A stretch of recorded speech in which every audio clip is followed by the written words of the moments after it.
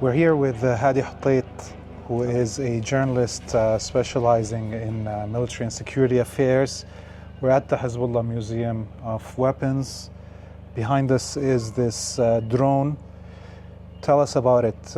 What's the importance of this drone, especially with the latest military actions on the border? Hi, Laith. This drone was seen maybe more than 5 to 6 times in videos published by Hiz-bull-ah.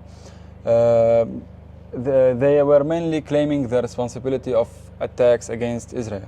But one of the most important attacks was done maybe 2 weeks ago when they attacked a gathering, maybe a high-level officers gathering in Arab al-Aramshi, which is a village near the borders. It caused more than 20 casualties. Many of them were heavy casualties, and the Israeli isn't being honest with how much the death toll on the borders in the north. So this... Just to explain, Arab al-Aramsha is a Palestinian town in the north of Palestine. It's Palestinian citizens of the state of Israel. The Israeli military has been hiding in this Arabic they town. Were using the Palestinians as a human shield. Exactly. Like Hiz-bull-ah won't target this village because there are Palestinians. So let's gather in the center, mainly the community center. The community center. And the other part of this issue is the fact that most of the Jewish colonists ran away and escaped from their towns. So movement of Israeli troops inside these empty towns of colonies are very exposed. While the Palestinian citizens of Israel are still courageous and staying in their towns. They are the owners of this land, the true indigenous people, and are staying with it. So let's continue this story. Hiz-bull-ah targeted a gathering of Israeli soldiers in Arab al-Aramshi with this drone. Tell us what happened. I'm going to continue from where you stopped. Actually, the same operation was very important because they were able to gather information that real-time information that right now there is a gathering for Israeli army forces in a hidden place inside an Arabic village in the north of Palestine, and they were able, Hiz-bull-ah was able to launch an attack, an immediate attack, using the perfect weapon for it, which is a drone. And the drone was able to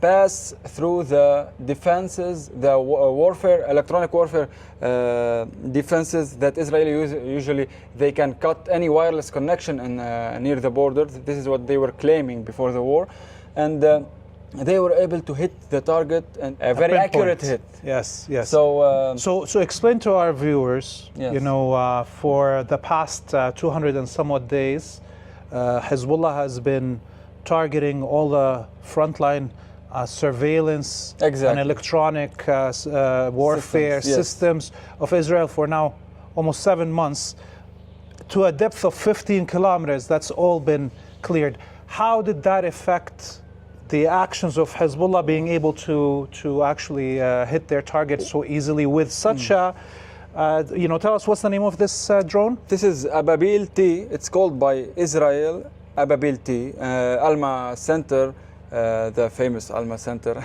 they published some kind of study. They were calling it Ababil-T, and Hiz-bull-ah sometimes call it Mirsad 1 or Mirsad 2. There are many versions of it. And this is, you know, a very old drone. Hiz-bull-ah carried out these attacks using drones that are being shown in a museum of war.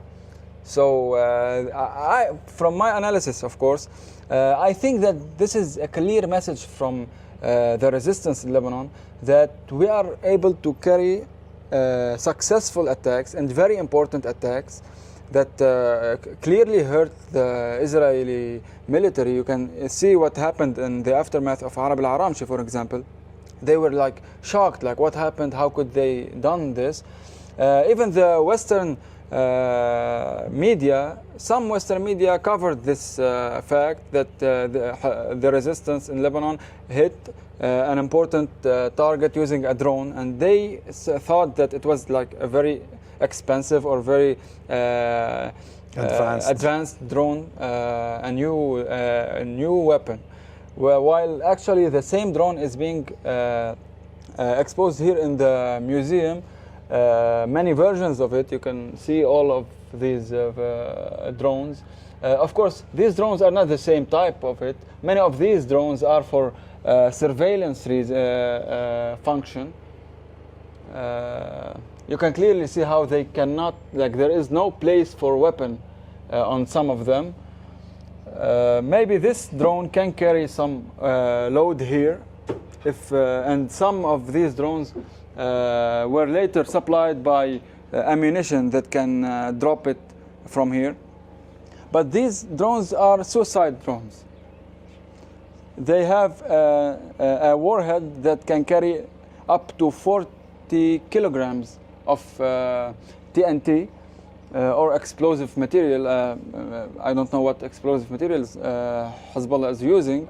And also the study that Alma published, they claim that it can carry up to 40 kilograms of explosive, which is considered like it's not a small amount of explosive. It can mainly destroy a house.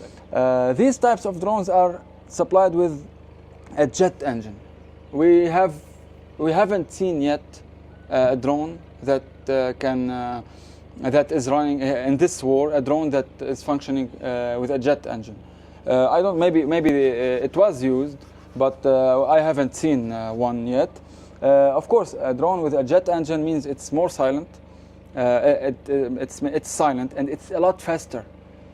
So it can pass through defenses and not be intercepted by the Tamir missiles, the Iron Dome missiles, or by other types of anti-air weapons that are being used by the Israeli army. The capability that was used in the attacks of last weeks and also the past months, the Alma study was able to count 200, maybe more than 200 drone attacks. I guess that 240 drones passing through the borders between Lebanon and Palestine.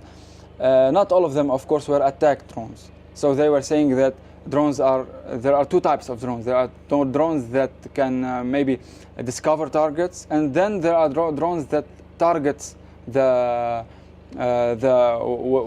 there is a possible target that needs to be hit by the resistance. So, we spoke about the drones, these attacks that happened, yes. The fact that Hezbollah destroyed much of the air defenses and surveillance and electronics warfare equipment in a depth of 15 kilometers. Israel throughout its wars historically has used its air superiority as the main weapon that made it win these wars. Today, we see number one. It was a weapon of deterrence. It made the other armies, any army who want to fight Israel, unable to think about it even, because what can we do if they launch an air campaign against us? Yes, so air campaigns will destroy militaries while they're on the ground. This is what happened in '67. Yes, in '67, and of course, the Israelis for a long time have had full superiority in the air and full freedom of maneuver over Lebanon. This war, we saw it's different. Two things different. Exactly. One, the use of air defenses by Hezbollah. How did that, affect the Israeli use of drones inside Lebanese territory? And two, Hezbollah's attacks inside northern Palestine. Usually, the turn points in any type of battles or long time conflicts happens when a side accumulates capabilities and first of all, it seems like these capabilities are micro capabilities, but later on when a conflict happens, after a long term, the other side discovers that these micro capabilities were able, when gathered and used in a very directed and thinked of like tactics, they were able to make very important results. For example, we have seen the downing of the Hermes 450, which was a very important result of like using your defense systems mainly for the first time. It's not the first time, but it's the first war that Hezbollah uses an anti-air missile, and this missile was able to down many Hermes 450 drones. But later on we discovered that the Hermes 900, which is a lot more advanced, it can fly, it can reach like 30,000 feet of elevation. And it's the crown jewel of Israeli drone technology production. It's directly the second most important drone after the Heron TP. The Heron TP is like the queen of the skies for the Israeli army, and that no one can touch until now. But the Hermes 900 is also the one of the most important and advanced drones in the world, not only like in the Israeli army, because you know Israel is also very advanced in drones technology among other armies in the world. So and they were selling lots of these drones for European countries, even for Azerbaijan, for Turkey. They sold some, and later on Turkey developed and like copied it. They were selling some of these drones for Morocco and for some South American countries. So the drone technology in Israel is considered one of the most advanced in the world. What happened is that by downing these drones, a big question mark now is raised against like what if these drones and this drone technology isn't good enough. And we will, I'm very sure that we will see this after the war, because downing the Hermes 900 was very important, and especially that people said that they heard a different sound when the missile was fired. The people in the area where the missile was fired in South Lebanon. I guess that the different sound, they said that it was a very loud sound.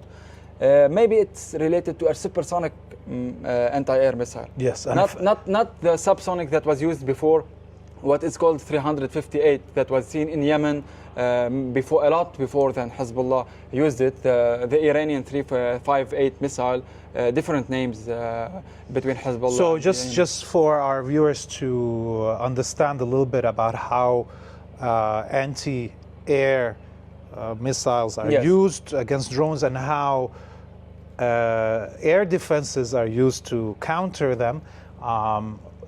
Usually you want to shoot at least 2 missiles at a target in the air to down it, in this case this drone. And usually, you know, the air defenses, the anti-air defenses will fire to try to stop you from shooting down this. Exactly, this is what happened. This time, Hezbollah, in this video, as we saw, used only 1 missile, and the Israelis used the David sling firing 2, and they still missed it, and were not able to intercept the Hezbollah missile that shot down the Hermes 900 drone. So, of course, as you were saying, nobody knows what's the weapon that Hezbollah did, but it's clearly has a high proficiency, and the it's Israelis... more advanced than the 358, because I really doubt that a 358 with a subsonic speed will reach a level of like 9,000 meters or 10,000 meters without being downed by a David Sling missile, because you know David Sling missile is one of the most advanced missiles in the world.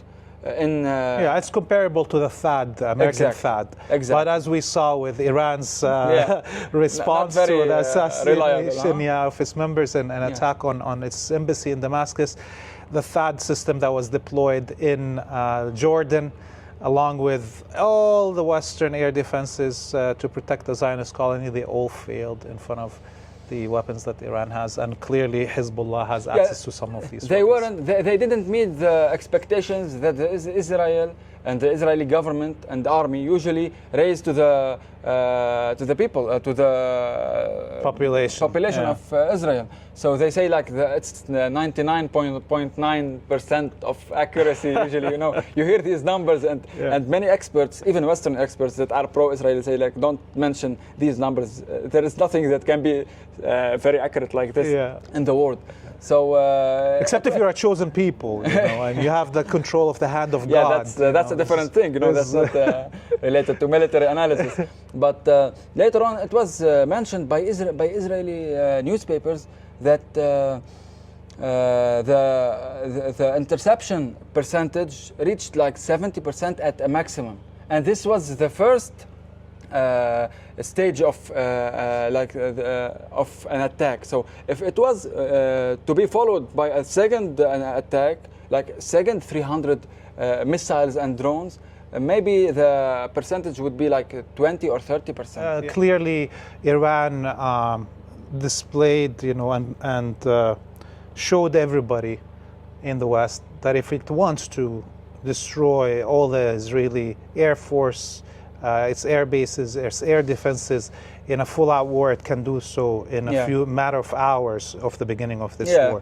And this is why we see the Zionists tucking their tail between their legs and not responding back to Iran. I even didn't expect this retaliation, this level of retaliation. Like, it was too I don't know, humble. The use of drones, by the strategic mean of using drones in this war, means that the Israeli soldier who is positioning in a base, in maybe a very far base from the borders, or he was taking shelter in a good place, it's the first time that this soldier needs to worry about what's coming from the sky. Usually the sky was friendly to the Israeli soldier. We started talking about how the Zionists had air superiority and freedom of movement over Lebanese airspace for decades. And now not only did they lose that air freedom over freedom of operation for an extent, that's specifically for drones, maybe not for their F-16s and F-15s. No, even the F-16s, they are flying higher right now. They're flying higher, but still Hezbollah didn't attempt to target them. Exactly. But what's more even relevant, as you mentioned, is that the Israelis lost freedom of operation over the north of Palestine. Exactly. And now it is Hezbollah that has superiority in the airspace of northern Palestine, which has not happened in any war since the creation of this treacherous colony in 1948. So the results of the use of these drones and others, many that we don't know, smaller and bigger, have flipped the whole formula. It is the Israelis that are trying to defend their airspace and defend their ground forces, not the resistance in Lebanon. It's a 180 degrees. It's a turning point, and let's finish with this, that it's the first time that the Israeli war strategy, like fighting in the land of the others, it's reversed in this war. Oh yes. We are very close to the full liberation, inshallah, of Palestine. We hope so. And these are all the omens that we see of that coming. And Hezbollah displaying all these weapons out in the open is an indicator of how sure they are of what they have still in hiding for the enemy in the case of full-out war.